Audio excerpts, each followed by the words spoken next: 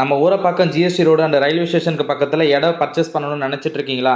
அதுவும் நான் வீடு கட்டி ரெண்ட்டுக்கு விடணும், ரெண்டல் பர்பஸ்க்கு நான் கட்டுறேன், இல்லை ஹாஸ்டல் கட்டுறேன்ற மாதிரி பார்த்துட்டு இருக்கீங்களா? இந்த வீடியோ மறக்காமல் சேவ் பண்ணிவிட்டு நம்ம பேஜை ஃபாலோ பண்ணிக்கங்க. நம்ம இன்றைக்கி ஒரு ப்ராப்பர்ட்டி எடுத்துகிட்டு வந்திருக்கோம். அந்த ப்ராப்பர்ட்டி பார்த்தீங்கன்னா டிடிசிபி அப்ரூவ்டு பிளாட்டுங்க, ரெசிடென்ஷியலான ஏரியாவில் தாங்க இருக்குது. இந்த ப்ராப்பர்ட்டி பார்த்தீங்கன்னா ஜிஎஸ்டி ஏசி ஆக்சஸ் பண்ணால், ரயில்வே ஸ்டேஷன் ஏசி ஆக்சஸ் பண்ணலாங்க. அதுவும் ரயில்வே ஸ்டேஷன்லேருந்து வாக்கபிள் டிஸ்டன்ஸ் தாங்க இந்த ப்ராப்பர்ட்டி எடுத்துகிட்டு வந்திருக்கோம். இந்த லேண்ட் ஏரியா பார்த்தீங்கன்னா 1800 ஸ்கொயர் ஃபீட் லேண்ட் ஏரியாங்க. உங்களுக்கு 30 ஃபீட் அண்டு 60க்கு லென்த்தில் இருக்குங்க. ஃபுல்லி ரெசிடென்ஷியல் ஏரியாவில் தாங்க இந்த ப்ராப்பர்ட்டி இருக்குது. இந்த ப்ராப்பர்ட்டியோட ஃபேஸிங் பார்த்தீங்கன்னா நார்த்தில் இருக்குங்க. ரோடு ஃபீட் பார்த்தீங்கன்னா 24 அடி ரோடுங்க.